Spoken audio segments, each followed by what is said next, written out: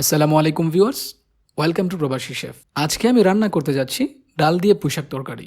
ডাল দিয়ে পুঁই শাকের তরকারি এমনিতেই খুবই মজা। আজকে আমি খুব সহজেই সেই রেসিপিটা আপনাদের সাথে শেয়ার করতে যাচ্ছি। প্রথমে আমি একটি পেঁয়াজ কুচি নিয়ে নিয়েছি। এখন দিয়ে দিচ্ছি স্বাদমতো লবণ।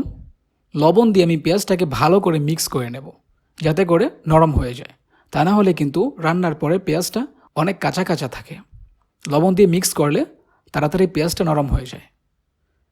এখন মশলা মিক্স করে নিচ্ছি।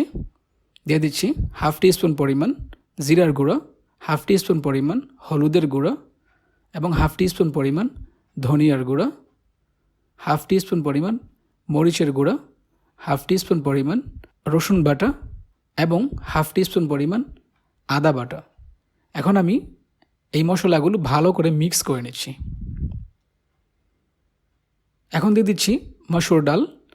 আমি ডালগুলো ধুয়ে আধা ঘন্টা ভিজিয়ে রেখেছিলাম। এখন ডালগুলোও মশলার সাথে ভালো করে মিক্স করে নিচ্ছি। একটু ভালো করে চেপে চেপে মিক্স করতে হবে।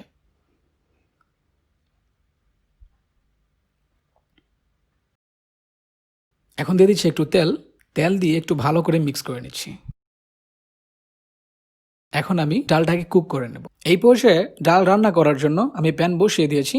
দিয়ে দিচ্ছি ডাল। এখন আমি দিয়ে দেব ডাল সিদ্ধ হওয়ার জন্য 1.5 কাপ পরিমাণ পানি।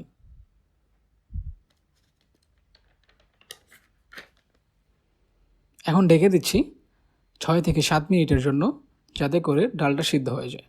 তো ফিরে আসলাম 6 থেকে 7 মিনিট পর। দেখুন আমার ডালটা পারফেক্ট সিদ্ধ হয়ে গেছে। আমি কিন্তু চুলার আঁচটা একদম মিডিয়াম লোতে রেখেছি। এখন দিয়ে দিচ্ছি পুঁই শাকগুলো। পুঁই শাকগুলো আমি ডালের সাথে ভালো করে মিক্স করে নিচ্ছি। আপনারা জানেন যে পুঁই শাকের পাতা সিদ্ধ হতে বেশি সময় লাগে না।